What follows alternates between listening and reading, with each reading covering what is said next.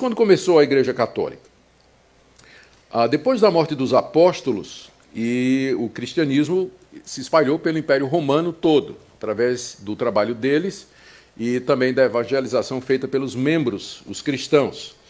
E cresceu de tal maneira que, em 324, o imperador Constantino tornou o cristianismo na religião oficial do Império Romano.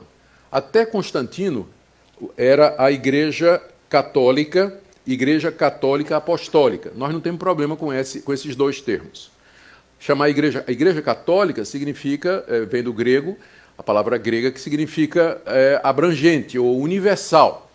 Então, a Igreja cristã é chamada de católica porque ela não se prende a uma etnia, ela não se prende a uma raça, a um povo, mas ela tem como objetivo alcançar o mundo todo. Então, ninguém tem problema em chamá-la de Igreja Católica. E ela é apostólica porque o seu ensino está baseado no ensino dos apóstolos.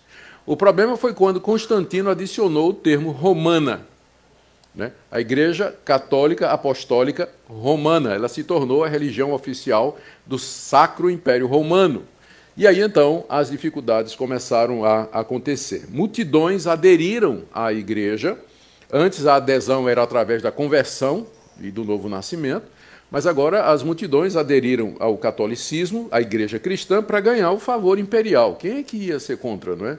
O imperador decretou o cristianismo como religião oficial, todo mundo queria ser católico. E aí, claro, não se conformando com a pureza do evangelho simples e também com a entrada em massa de gente não convertida dentro da igreja, que se abriu a porta, então, para o acréscimo de ritos e doutrinas que não tinham origem na Bíblia nem no ensino dos apóstolos, mas era uma espécie de sincretismo, que seria a fusão do cristianismo com as crenças dessas massas que entraram na igreja sem que houvesse renovação da sua mente, ou conversão, ou transformação de vida. E aí, então, é a partir dessa data que nós identificamos o surgimento da Igreja Católica Apostólica Romana. Até essa altura só havia uma, e continuou assim durante alguns séculos, cerca de 6 séculos. No século XI, na verdade, em 1054, houve o que se chamou de o Grande Cisma do Oriente. O que é que aconteceu? O bispo de Roma, que havia a essa altura já era considerado como papa, ele se declarou ou pretendia, então, se apresentar como o pai de toda a cristandade. Nós podemos dividir, àquela altura, a cristandade geograficamente em duas partes. Havia a chamada cristandade do Ocidente, cuja sede era em Roma, onde estava o Papa, e havia o Oriente, onde havia os patriarcas liderando a igreja a partir de Constantinopla. Então, as duas igrejas se consideravam igrejas cristãs, debaixo do mesmo Cristo e apenas em regiões diferentes. Mas aí o Papa, que era o presidente da igreja cristã do Ocidente, com sede em Roma, achou que ele também era o Papa da Igreja Oriental. E que toda a cristandade, inclusive os cristãos do Oriente, de Constantinopla, deveriam estar debaixo dele, porque ele era o representante de Deus aqui na Terra, o sucessor de Pedro, e só podia haver uma única Igreja Católica Apostólica Romana, uma única Igreja Católica Apostólica, que seria aquela cuja sede era em Roma. E aí, naturalmente, os patriarcas lá de Constantinopla, da Igreja do Oriente, não aceitaram, né, de jeito nenhum. E o que é que aconteceu? Se excomungaram.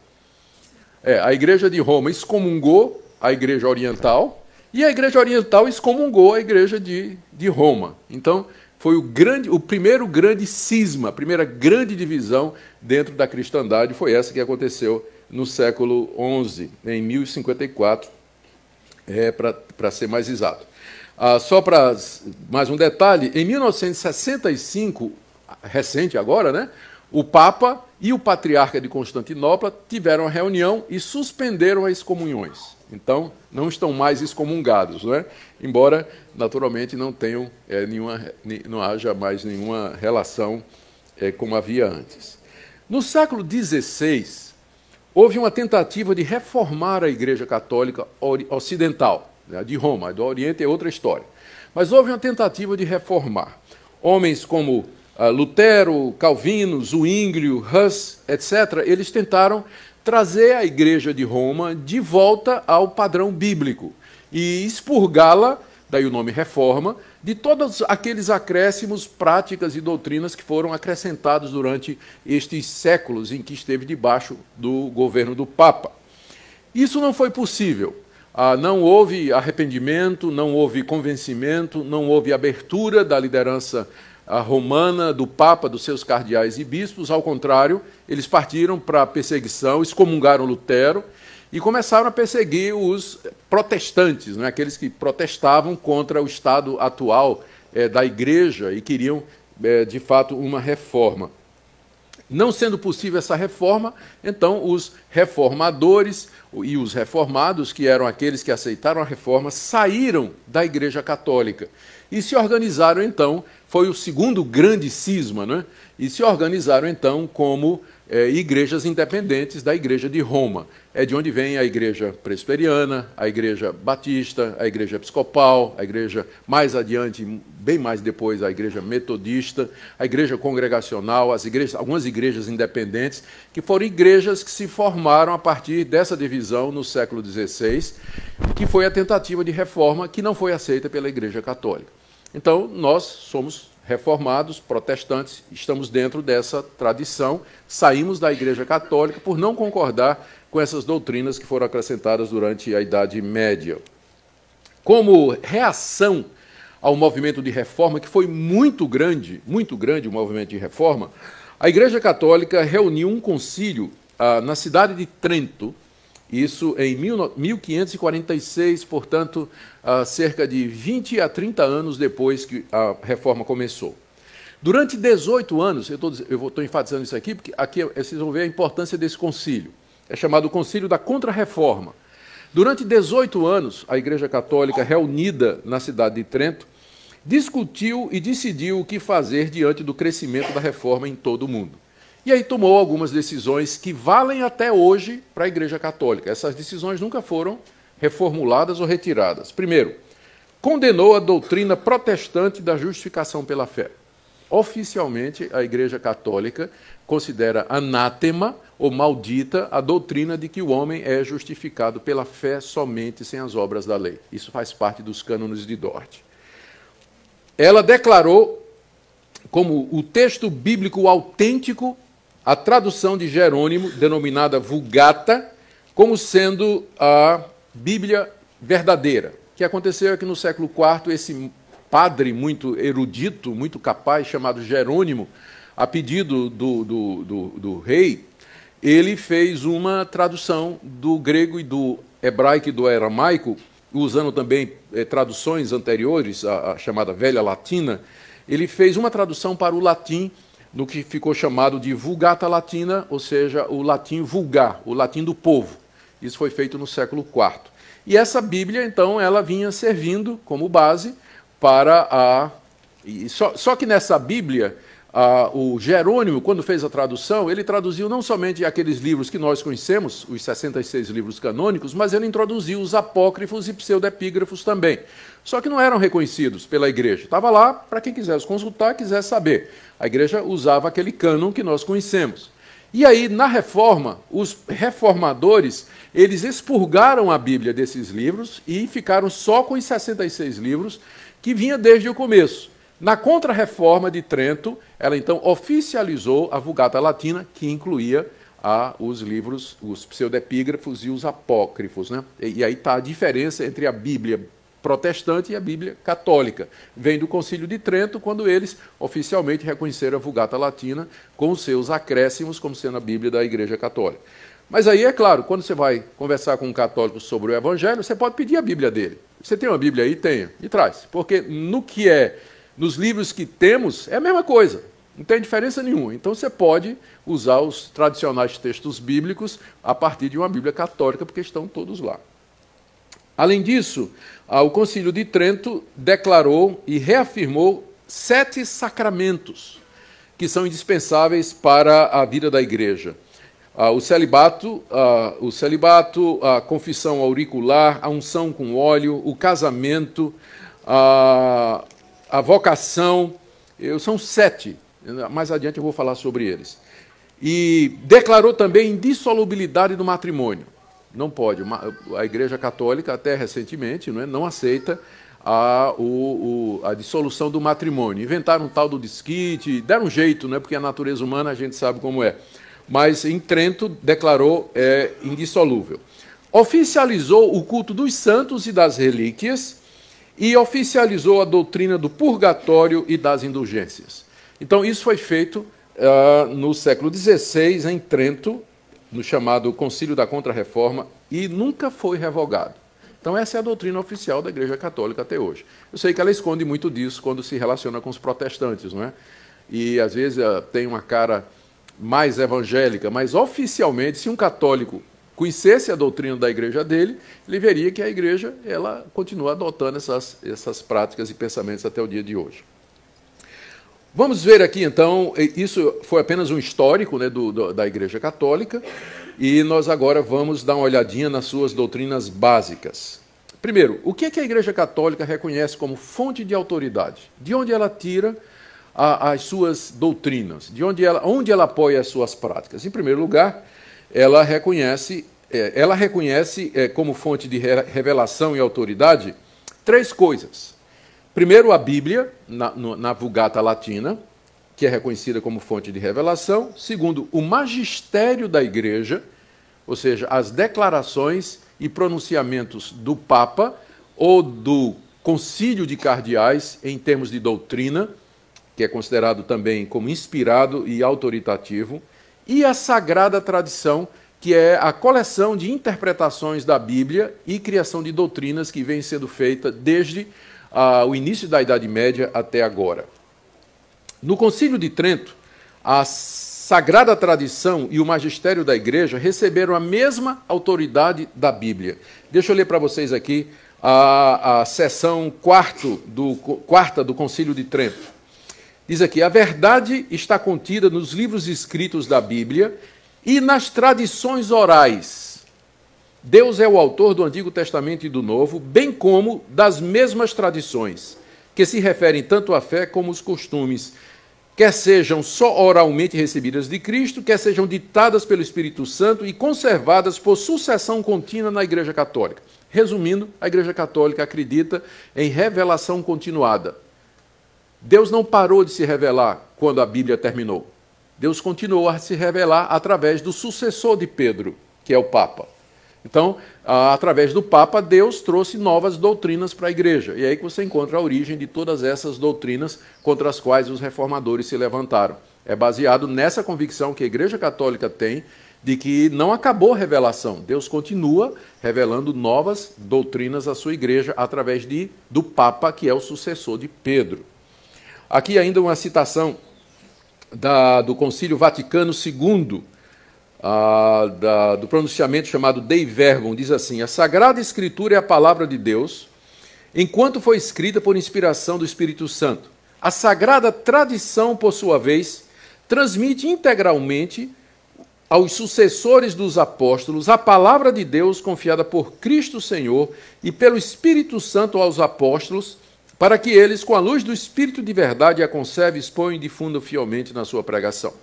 Uma linguagem um pouco complicada, mas o que ele está dizendo é exatamente isso, que o mesmo Espírito Santo que inspirou a Bíblia é o mesmo Espírito Santo que inspira os papas, que são chamados de apóstolos e sucessores de Pedro, trazendo novas doutrinas. Em resumo, a Igreja Católica aceita como tendo a mesma autoridade a Bíblia, as leis, dogmas e costumes revelados aos papas e conservadas na Igreja Católica através do ministério. Se você me perguntar, pastor, qual é a maior diferença entre as igrejas protestantes e reformadas e o catolicismo romano? A resposta é a fonte de autoridade. Porque para nós, somente a Bíblia. Esse foi o grito da Reforma Protestante. Somente a Escritura, sola Escritura.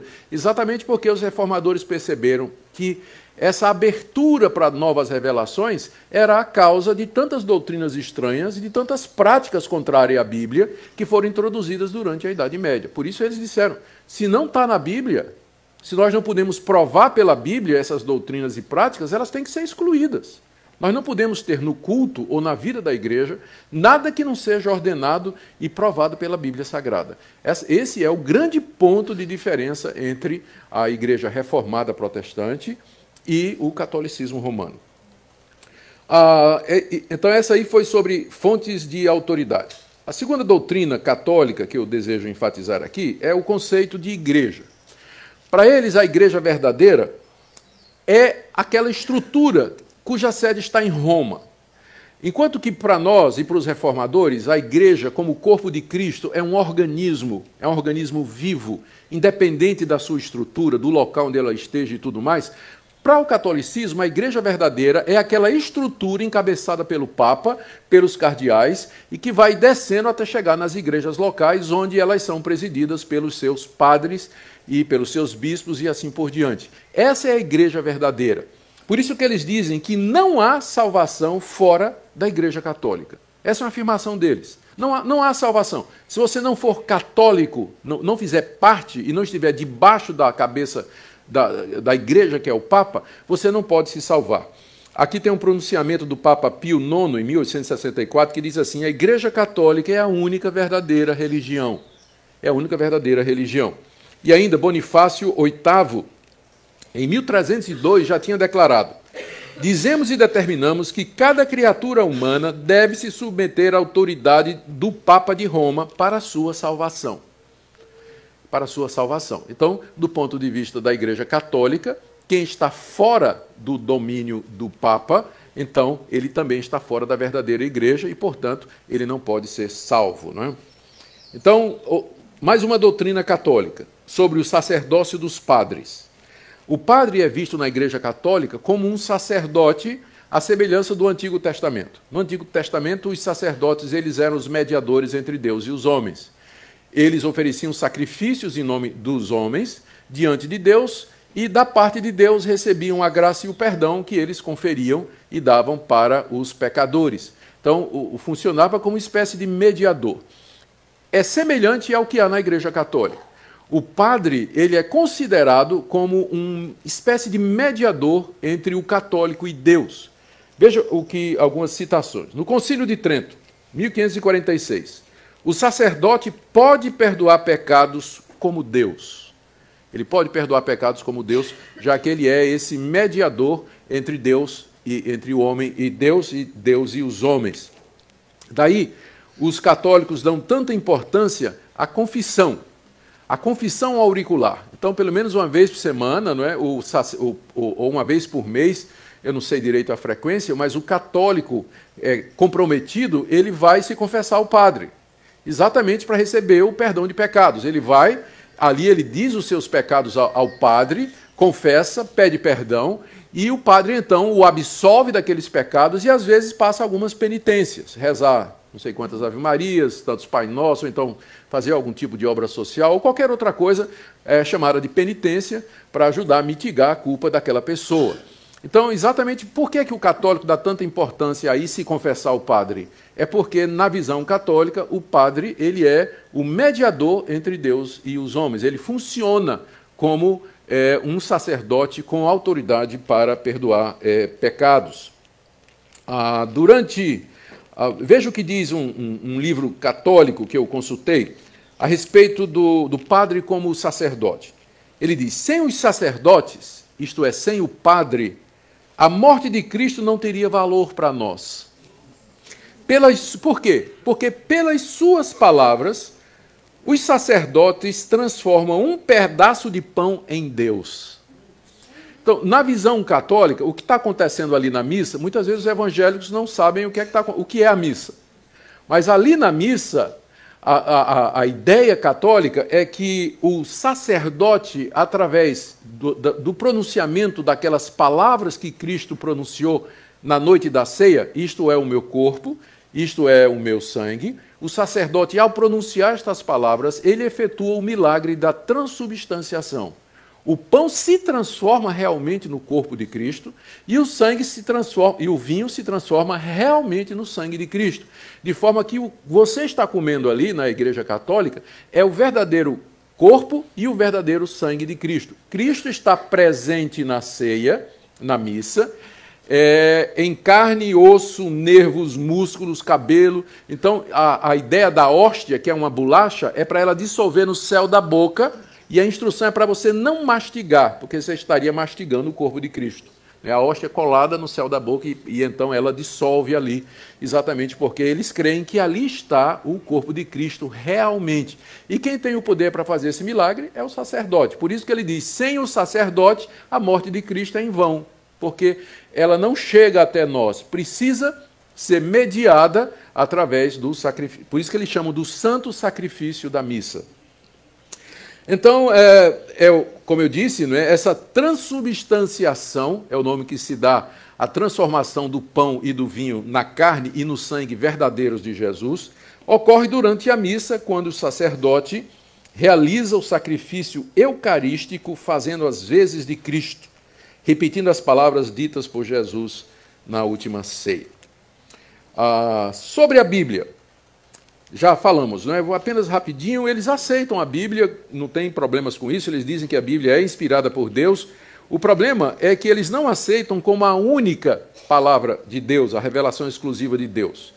Para eles, como eu já disse, a versão oficial e verdadeira é a Vulgata Latina, enquanto que nossa Bíblia evangélica tem 66 livros, a católica tem 7 a mais, Tobias, Judite, os livros de Macabeus, o Macabeus, Baruque, Sabedoria e Eclesiástico. E como eu disse, em 1546, o Concílio de Trento declarou que a tradição, que é o pronunciamento dos concílios e dos papas, tem o mesmo valor da Bíblia. Mais uma doutrina aqui sobre o Papa. Segundo o pensamento católico, Pedro foi o primeiro Papa, porque ele era o cabeça dos apóstolos, ele era o líder do colégio apostólico em Jerusalém. Os papas são os legítimos sucessores de Pedro. Então, eles não acreditam que hajam apóstolos hoje como os 12, mas tem um só tem um apóstolo. Deus manteve na igreja um apóstolo para sempre, que é aquele que é o sucessor de Pedro. Então, Pedro teria ungido alguém no lugar dele, que ungiu alguém no lugar dele, e assim por diante, até chegar ao atual Papa. Então, o Papa Francisco, hoje, ele é considerado em linha direta de sucessão ligada ao apóstolo Pedro. E, portanto, tem a mesma autoridade que Pedro. É um verdadeiro apóstolo, inspirado, não pode ser questionado, aí tem autoridade total sobre a igreja. De acordo com a Igreja Católica, a base para isso, e você pode abrir comigo aqui, da passagem bem conhecida, é Mateus 16. A confissão de Pedro. Jesus estava indo para os lados de Cesareia e perguntou aos seus discípulos, quem é que o povo diz que eu sou? Deram várias respostas e Jesus perguntou, mas vocês acham que eu sou quem? E Pedro respondeu, no verso 16 de Mateus 16, tu és o Cristo, o Filho do Deus vivo. Aí Jesus disse, bem-aventurado és, Simão Barjonas, porque não foi carne e sangue que te revelou, mas meu Pai que está nos céus. Também eu te digo que tu és Pedro, e sobre esta pedra edificarei a minha igreja, e as portas do inferno não prevalecerão contra ela. Dar-te-ei as chaves do reino dos céus, o que ligares na terra terá sido ligado nos céus, e o que desligares na terra terá sido desligado nos céus. Então, a interpretação católica dessa passagem é que Jesus disse a Pedro, tu és Pedro, e sobre esta pedra, eu vou edificar a minha igreja. E as portas do inferno não vão prevalecer contra a igreja, porque ela está edificada sobre você, que é Pedro, a rocha.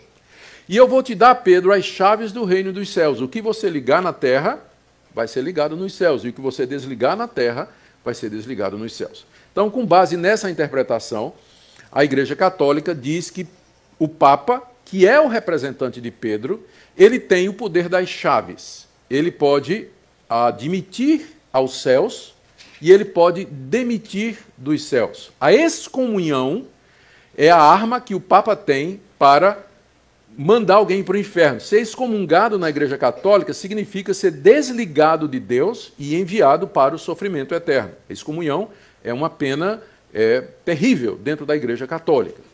E é o poder que o Papa tem é o poder das chaves. E é o Papa, à frente da Igreja, que tem as chaves que abrem o reino de Deus. E como é que ele usa essas chaves? Através da confissão, através da ceia, através da missa, através da extrema unção. Enfim, todos aqueles métodos que eu já referi, que são usados como mediação para a pessoa chegar até Deus. Por isso que eles dizem que fora da igreja não há salvação, porque o representante da igreja, que é o Papa, está lá. Então, essa é a interpretação que eles fazem de Mateus 16, eu vou voltar a esse texto mais adiante. Estou apenas explicando o que é que eles pensam. Então, Pedro tem esse poder para admitir na igreja, para excluir dela, poder total, e Deus, lá no céu, ratifica o que Pedro faz aqui na terra. Pedro aqui, leia-se o Papa. Apesar de Constantino ter declarado o cristianismo como religião oficial de Roma no século IV, foi somente no século V que o primeiro Papa surgiu. O nome dele era Leão I. Depois disso, o conceito foi se desenvolvendo ao longo dos séculos até a posição atual. E a história dos papas é muito interessante, há livros aí a respeito disso. Teve época que tinha 2 papas, 3, na verdade, cada um lutando para saber quem era o verdadeiro, e um excomungando o outro, né? E querendo saber quem era o verdadeiro papa e tudo mais. Procure esse livro aí, A História dos Papas, eu creio que você encontra num sebo, ou não sei se ele foi reeditado, tem muita coisa sobre isso. O Papa, segundo o Catecismo de Nova York, toma o lugar de Cristo aqui na Terra, é o cabeça da Igreja, líder infalível, dirigente universal da verdade, só sendo julgado por Deus e por homem nenhum. O Papa, falando ex cátedra, é infalível. Isso é uma declaração do Concílio de Trento de 1546. O que é que significa ex cátedra?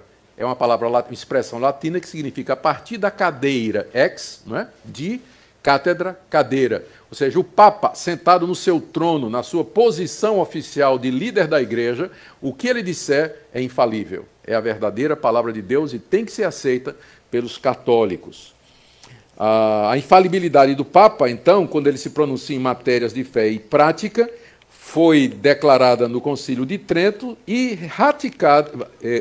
ratificada no Concílio Vaticano I, em 1870.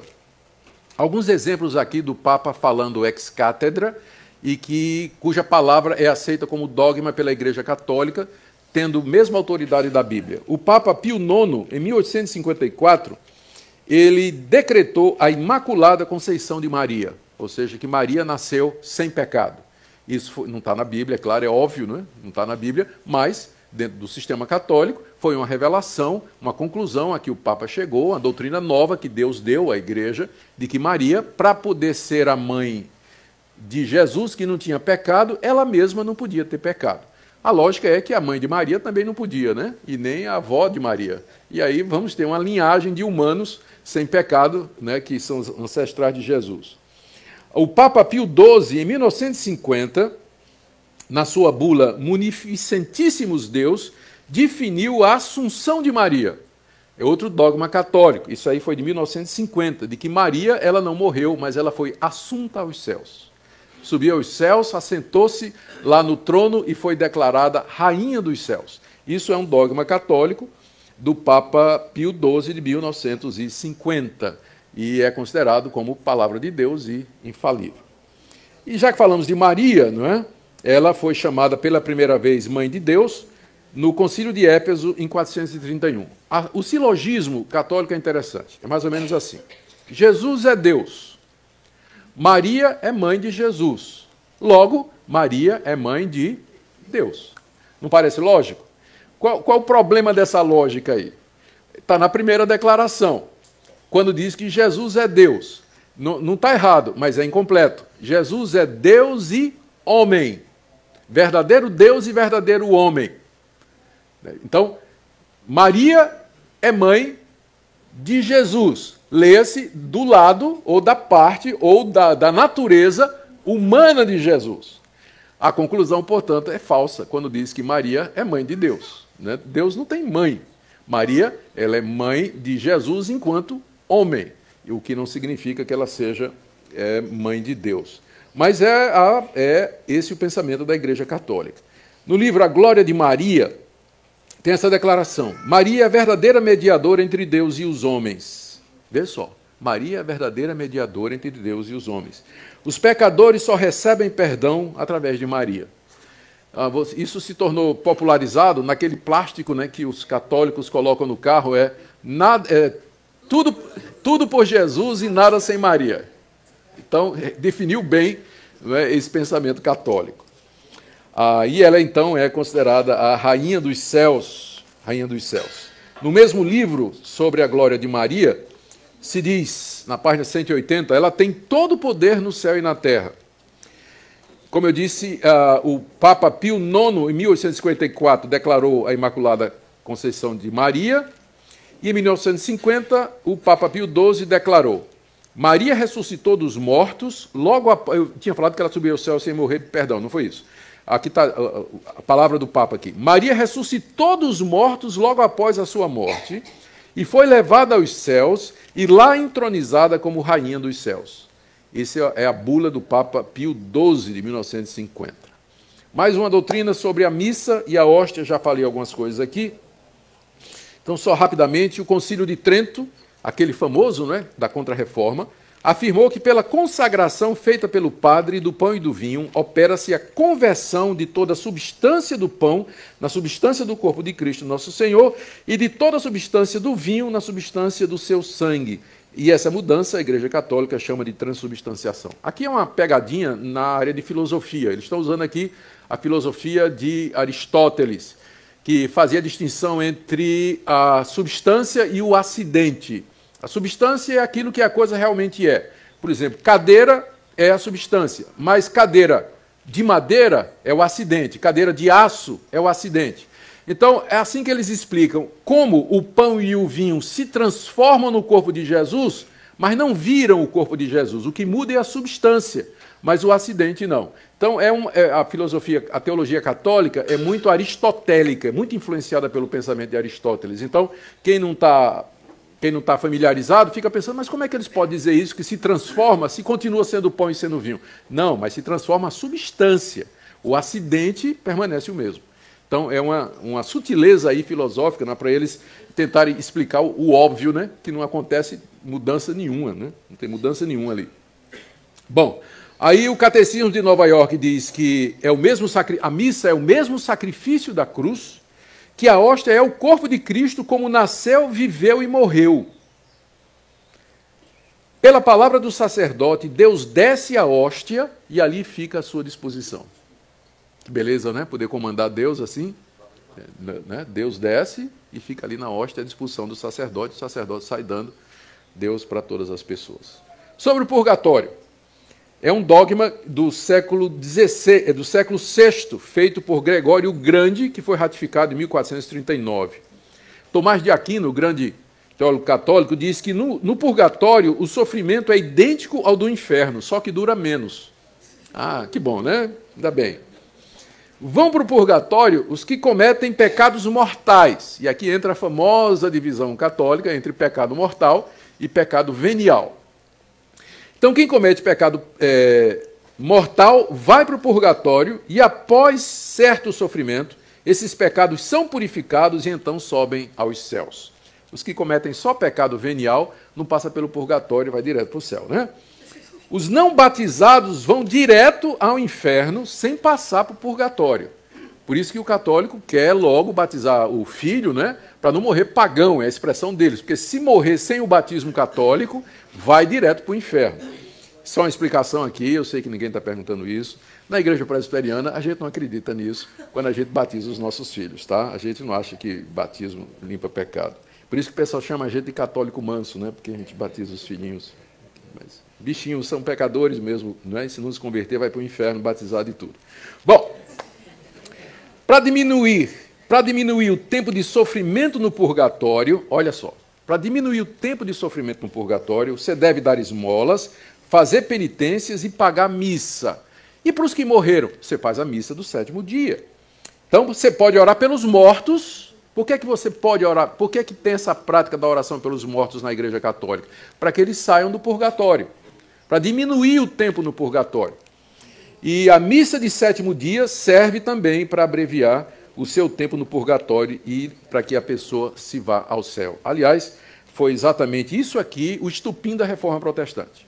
O Papa estava precisando de dinheiro para construir a Catedral de São Pedro, e então ele começou a vender indulgências. Indulgências era o perdão do Papa para diminuir o tempo de sofrimento do purgatório das pessoas. Então, o tesoureiro do Papa, chamado Tetzel, ele ia pelas cidades da Alemanha vendendo as indulgências. Chegava numa cidade e dizia, olha, aqui tem indulgências, o Papa resolve perdoar os pecados, tal, mediante o valor, né? Você pode comprar indulgências que vão livrar você 1 mês, 2 meses, 1 ano, 10, depende de quanto você pagar. E à medida que a moeda cai tilintando no cofre, a alma sai voando do purgatório. Era a expressão de Tetzel, era o lema da campanha dele, né? O slogan dele, né? Era isso aí. E foi isso que Martinho Lutero disse, agora basta. E as 95 teses de Martinho Lutero, elas giram em torno exatamente disso aí. Foi isso que provocou. O que é penitência? O que é o arrependimento? Será que pela compra de indulgências nós podemos livrar a nossa alma da morte? Então, esse foi o estupim da Reforma Protestante, essa ideia de que você pode orar pelos mortos, comprar indulgências para que o tempo no purgatório se abrevie. Sobre imagens. No início, as imagens as imagens e pinturas, elas foram introduzidas na igreja para evangelizar os analfabetos. A pergunta era, como é que nós vamos evangelizar essas massas que estão entrando na igreja, né? Se o pessoal... É tudo analfabeto. Lembra que naquela época o índice de analfabetismo era gigantesco, né? O pessoal que sabia ler era 1%, né? 2% da população. Então, como vamos evangelizar essas pessoas se elas não têm esses conceitos, elas não são capazes de pensar logicamente? Então disseram, não, mas elas podem entender gravuras, imagens. Então, se a gente tiver, por exemplo, a representação de Cristo morrendo na cruz, uma imagem de Maria, uma imagem de Pedro, de Paulo, isso vai inspirar fé no coração dessas pessoas. E vai ajudá-las, vai servir como uma espécie de auxílio, como a gente faz com criança. No departamento infantil a gente usava, né, flanelógrafo, tem figuras, tem livros com gravuras para ajudar a criança, porque ela não consegue perceber. Então tem muita gente que também precisa de ajuda visual para poder entender o Evangelho. Então essa foi a ideia que abriu a porta para a entrada na igreja da representação de santos, de Jesus, de Maria, e assim por diante, não é? Era essa a ideia inicial. O segundo concílio isso aí, quem começou com isso foi o Papa Gregório Magno, do século VI. No século VIII, o segundo concílio de Nicéia dogmatizou essa doutrina e autorizou a produção e a introdução na missa, nas igrejas e na alfabetização e catequização do povo, o uso de imagens e figuras. Em 1987, João Paulo II reafirmou como legítima essa doutrina. E a gente sabe o que é que aconteceu. O coração do homem é corrompido. O cidadão vê a imagem de São Paulo, em vez de se inspirar no grande apóstolo, ele vai lá, raspa um pouquinho do gesso, não é? Leva para casa, derrama num copo d'água e bebe. Ou então ele se ajoelha diante da imagem de São Paulo e diz, eu não valho nada diante de Deus, mas o Senhor é um santo, então interceda a Deus em meu favor, né? Ali diante da imagem. Então aquilo que não era no início para ser adoração, acabou virando adoração por conta da corrupção. E aí era tarde para conter isso.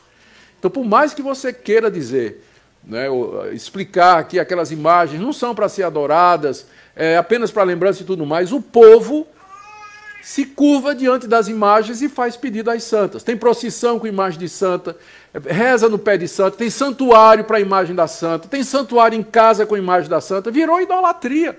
Idolatria completa mesmo, quebrando o mandamento que diz, não farás para ti imagem de escultura, não as adorarás, nem lhes darás culto. É claro, a Igreja Católica vai chegar aqui, um católico instruído vai dizer, pastor, mas o senhor sabe que tem uma diferença entre dulia e latria. Né? Dulia é a palavra grega que significa serviço ou veneração. Então, o católico ele presta dulia às imagens, ele não adora, ele venera. Mas a latria, que é a adoração, o culto, somente a Deus e a Jesus Cristo. Só que essa distinção, na prática, não existe. Né? O católico mesmo, ele vai adorar as imagens, venerar as imagens, ele vai ter um lugar especial para elas, vai fazer procissão, vai fazer romaria até o local onde a imagem está, no santuário, vai fazer pedidos, e assim por diante. Então, essa grande idolatria dentro da Igreja Católica, ela tem origem no século VI, com o Papa Gregório Magno, que abriu a porta para a introdução disso aí. Talvez aqui seja a hora de alguém perguntar, mas pastor, mas então, a gente não faz uma coisa parecida, né? Quando para as crianças a gente tem gravuras, a gente faz representações de Jesus e tudo? Eu creio que é bem diferente, não é? Quando a gente tem uma lição de escola dominical para crianças, em que tem gravuras da história da redenção, de Cristo curando um cego, ou morrendo na cruz, ou qualquer outra coisa, a gente explica para as nossas crianças que aquilo ali é uma representação do que a Bíblia está nos dizendo. Não há nenhum estímulo para que as crianças adorem, venerem ou façam pedidos àquelas gravuras. Eu não conheço ninguém que foi educado na igreja protestante, indo para o departamento infantil, aprendendo com o flanelógrafo, com as imagens e com as gravuras, e que se tornou um idólatra, que por conta disso adquiriu uma imagem de Jesus, ou de Deus, ou do Espírito Santo, e venera e adora na sua casa. Não existe isso. Eu digo isso porque tem alguns irmãos que têm escrúpulos com relação a isso e acham que, para evitar a idolatria, nós não devíamos nem ter figura de Jesus no nosso material para o departamento infantil.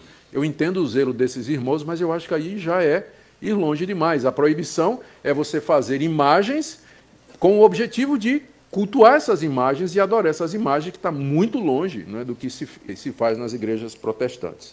Bom, só para vocês, um detalhe aqui curioso, o catecismo católico ele tem uma ordem diferente dos 10 mandamentos, que é a ordem que nós temos. Para nós, o primeiro mandamento é: não terás outros deuses diante de mim. O segundo mandamento é: não farás para ti imagem de escultura. Não as adorarás, não lhes darás culto. E aí vem a advertência de que Deus castiga quem vai fazer isso. Depois vem o terceiro mandamento: não tomarás o nome do Senhor teu Deus em vão. E vem o quarto mandamento, que é sobre a guarda do dia de descanso. Então, são 10 mandamentos dentro da tradição protestante. A Igreja Católica, o que é que ela fez? Ela juntou o primeiro mandamento com o segundo. Então, o primeiro mandamento na Igreja Católica é: não terás outros deuses diante de mim, não farás para ti imagem de escultura. Qual o efeito disso? É que no nosso lado, o primeiro mandamento diz: você não pode ter nenhum outro Deus diante de você. O segundo mandamento diz: você não vai fazer imagem de nada para adorar. Não vai fazer imagem de homem, de bicho, de árvore, de sol, de nada para adorar. Mas na hora que você junta, na Igreja Católica, o segundo mandamento com o primeiro, a ideia é que você não faça imagem de Deus. Não está proibindo fazer imagem de santo, de qualquer outra coisa. Então ele junta o segundo mandamento ao primeiro, tendo o efeito, então, de que o segundo mandamento é explicado pelo primeiro. Não terás outros deuses diante de mim. Portanto, não farás para ti imagem de escultura, me representando. Não está proibido fazer imagem de pessoas, de santos e etc. E aí fica 9 mandamentos. Né? E onde está o 10º? Eles dividem o 10º mandamento em 2. Então, no catecismo católico, o 9º mandamento é: não cobiçarás. E o 10º mandamento é: não cobiçarás a mulher do teu próximo, não cobiçarás o boi do teu próximo, nem nada que pertença ao teu próximo. Então, eles fazem essa distinção para poder, com esse objetivo. Bom, sobre a justiça, isso aqui é crucial. Sobre a justificação do pecador diante de Deus. Como é que o pecador se justifica diante de Deus? A Igreja Católica, sim, ela afirma o pecado original, afirma o pecado de Adão, afirma que nós nascemos pecadores, afirma que nós estamos debaixo da ira e da culpa de Deus. Então, a pergunta é: de que maneira o pecador pode ser justificado diante de Deus? A teologia católica admite, não tem como, né, que Cristo morreu na cruz pelos pecadores e que Cristo morreu na cruz para nos justificar. Contudo, na teologia católica, a justificação do pecador não é um ato jurídico em que Deus considera justos e nos perdoa os pecados de uma vez para sempre. Porque isso era o que os reformadores disseram. Deus, quando nós cremos em Jesus Cristo, Deus nos imputa, Deus atribui a nós a justiça de Cristo. Ele nos torna justos diante dele. E, portanto, não há mais nenhuma condenação para nós a partir daquele momento. É isso que a justificação representa. Ela é recebida pela graça, mediante a fé, e consiste em Deus nos tratar como justos, porque Cristo tomou o nosso lugar. O que é que Deus fez na cruz? Uma troca. Cristo levou o meu pecado e eu recebi a justiça de Cristo. Então, isso é o que nós chamamos de justificação, e é dessa forma que o pecador é perdoado e salvo dos seus pecados. Mas no pensamento católico, o que Deus faz é colocar dentro de nós a sua graça, que nos transforma interiormente, e assim nós cooperamos na nossa salvação, praticando atos de justiça e cumprindo as exigências da Igreja Católica. É o que nós chamamos de graça preveniente, já falei disso ontem. Deus dá ao pecador a graça para que ele, fazendo atos de justiça, atos de misericórdia, boas obras, indo à missa, se confessando, tendo a extrema-unção na morte, ele então possa alcançar a salvação mediante Jesus Cristo. O pecado original, aqui tem uma distinção interessante. O pecado original, que é o pecado que nós herdamos de Adão, a culpa que nós temos de Adão, é lavada na água do batismo. Nós somos responsáveis apenas pelos nossos pecados, mas Deus não imputa a nós, ele não coloca sobre nós a culpa de Adão, na visão católica, não é? Claro que nós discordamos disso. E aí, então, no pensamento católico, existe a necessidade não somente de obras para que você seja salvo, mas de uma participação intensa nos sacramentos da igreja, como confissão auricular, missa e extrema unção. Nós já vimos que na teologia católica o sacrifício de Cristo na cruz só nos chega pelas mãos do sacerdote. O Concílio de Trento, veja só, o Concílio de Trento declarou que a justiça conquistada por Cristo na cruz deveria ser apoiada pela justiça do próprio pecador, que coopera assim com a graça. Aqui a gente faz uma distinção. O pensamento protestante, ele é monergista. Monergismo é uma palavra mono, somente, e do verbo grego que significa exercer algum esforço. Então, o pensamento monergista é que na salvação somente Deus faz o trabalho. Nossa visão de salvação é monergista. Deus é quem salva, ele faz o trabalho. Tá certo? No pensamento católico, a salvação é sinergista. Ou seja, o homem coopera juntamente, aí é a preposição grega sin, o homem coopera juntamente com Deus na sua salvação. Então, catolicismo é sinergista e a igreja protestante é monergista. Deus é quem salva. No pensamento católico, o homem colabora com Deus na sua salvação através dos meios de graça. Aqui eu vou terminar essa análise lendo o que disse o Concílio de Trento na sua seção 6, cânone 9. Se alguém diz que o pecador é justificado pela fé somente, significando que nada mais é requerido para cooperar a fim de obter a graça da justificação, e que não é de forma alguma necessária que ele seja preparado e disposto pela ação de sua própria vontade, que seja maldito. Se alguém disser que o pecador é justificado pela fé somente, que seja maldito. Então, nós somos oficialmente anatematizados pela Igreja Católica, por mais que ela, às vezes, coloque uma cara de amiga e tudo mais. Aliás, eu preciso fazer justiça aqui. Quando a gente fala, às vezes, o movimento ecumênico é a tentativa de aproximação dos protestantes com os católicos. E isso é muito forte no mundo todo, especialmente entre aquelas igrejas protestantes que já perderam o vínculo teológico com as grandes doutrinas da Reforma. Aquelas grandes igrejas liberais, elas se juntam com o catolicismo, fazem missa junta, consideram os católicos como irmãos em Cristo e tudo mais. Não é? Então, eles fazem esse tipo de coisa. Agora, é preciso dizer que a iniciativa não é do catolicismo. O movimento ecumênico não foi uma tentativa dos católicos de trazer os protestantes para perto deles. Eles nunca quiseram isso. Foram os protestantes liberais que foram atrás do catolicismo, querendo outra vez essa reunião da igreja-mãe com os filhos desviados, né? Porque é assim que os católicos nos veem. Eles são a igreja-mãe e nós somos os filhos desviados. Então, o movimento ecumênico tem origem nos protestantes, não na Igreja Católica. Ela sempre nos viu como excluídos, excomungados, né, fora da salvação. A aproximação, quem quer realmente são os protestantes liberais. Gente, eu creio que não precisa dizer muita coisa mais, não é? Eu só dar uns pontos aqui e depois vou abrir para perguntas. Como é que a gente responde a tudo isso?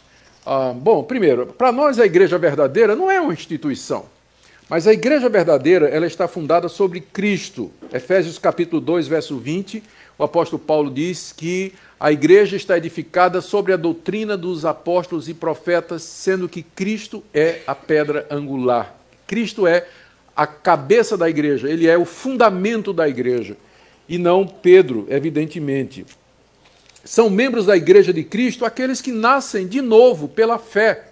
E não é uma questão de tradição ou de você aderir a uma instituição, mas daquela transformação e regeneração que o Espírito de Deus faz mediante o Evangelho.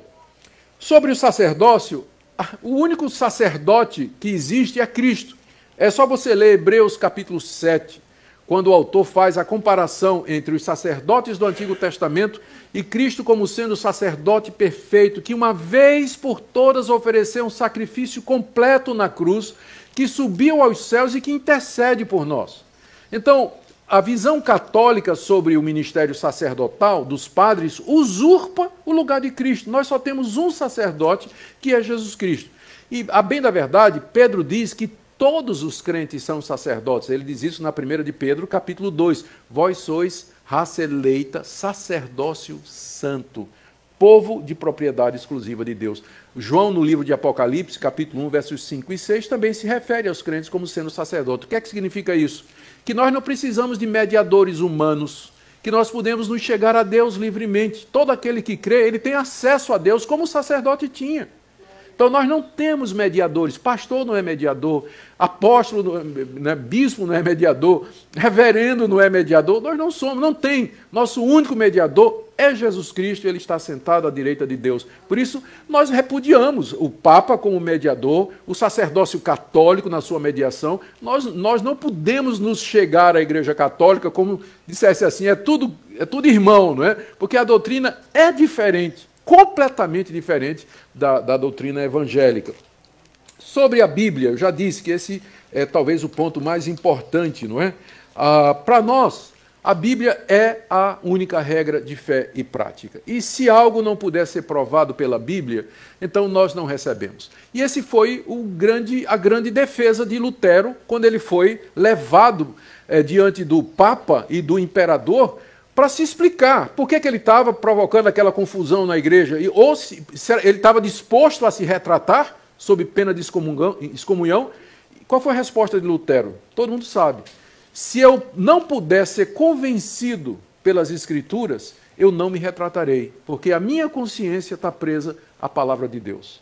Então, é esse o ânimo, o espírito protestante. A minha consciência está presa à palavra de Deus. Se não puder ser provado na Bíblia, eu não vou crer, eu não vou aceitar, eu não vou me submeter. Sobre o Papa, agora chegamos lá em Mateus 16, aquela famosa passagem, não é? Quando Pedro disse, tu és o Cristo, filho do Deus vivo, e Jesus replicou, tu és Pedro, e sobre esta pedra edificarei a minha igreja, é evidente que a pedra a que Jesus se refere não é a pessoa de Cristo, de Pedro, mas a declaração de Pedro, tu és o Cristo. Essa é a pedra sobre a qual a igreja está edificada. E quando Jesus diz a ele que vai dar as chaves do reino do céu, ele está dizendo isso ao Pedro confessante, Pedro enquanto representante de todos aqueles que professam Cristo como sendo o Salvador. Tanto é que mais adiante, no capítulo 18 de Mateus, essa mesma declaração, o que vocês fizerem na terra será ratificado nos céus, é prometido por Jesus à igreja reunida. Não a Pedro, mas à igreja reunida, no caso da disciplina de pessoas. Onde estiverem 2 ou 3 reunidos em meu nome, ali estarei eu no meio deles. E tudo que vocês pedirem no meu nome será concedido pelo meu Pai. Isso aí está no final do capítulo 18. Vocês podem conferir depois. Então, para nós, Pedro nunca foi a pedra. A pedra é a declaração dele, a confissão dele de que Jesus é o Cristo, o Filho do Deus vivo. Então a igreja está edificada sobre essa declaração. Não pode ser Pedro, porque logo depois de ter dito, tu és o Cristo, o Filho do Deus vivo, diz, se você continuar lendo o texto, né, Pedro começa a tentar fazer com que Jesus não vá para a cruz. E o que é que Jesus diz para Pedro? Sai, Satanás. Se esse é o cabeça da igreja, estão perdidos, né? Porque numa hora ele diz que Cristo é o cabeça da igreja e na outra ele está influenciado pelo diabo a ponto de querer que Jesus não vá para a cruz. Esse é o mesmo Pedro a quem... Porque aí os católicos vão dizer, mas isso aqui foi antes de Pentecostes. Sim, mas leia Gálatas 2. Paulo chega em Antioquia e Pedro estava fazendo o jogo político lá com os judeus e com os gentios. E o que é que Paulo diz que fez com Pedro, lá em Gálatas 2? Eu repreendi na cara, porque ele se tornava repreensível. Então, como é que fica a doutrina da infalibilidade ou da autoridade de Pedro aqui, se Paulo chegou e Paulo repreendeu Pedro porque Pedro estava em erro? E aí, também em Gálatas, Paulo diz que quando esteve em Jerusalém, se juntou com Pedro para fazer uma divisão do campo de trabalho. Aí Pedro e Paulo concordaram que Pedro ia ficar com os judeus e que Paulo ia trabalhar entre os gentios. Então, quem é o Papa mesmo? Paulo, né?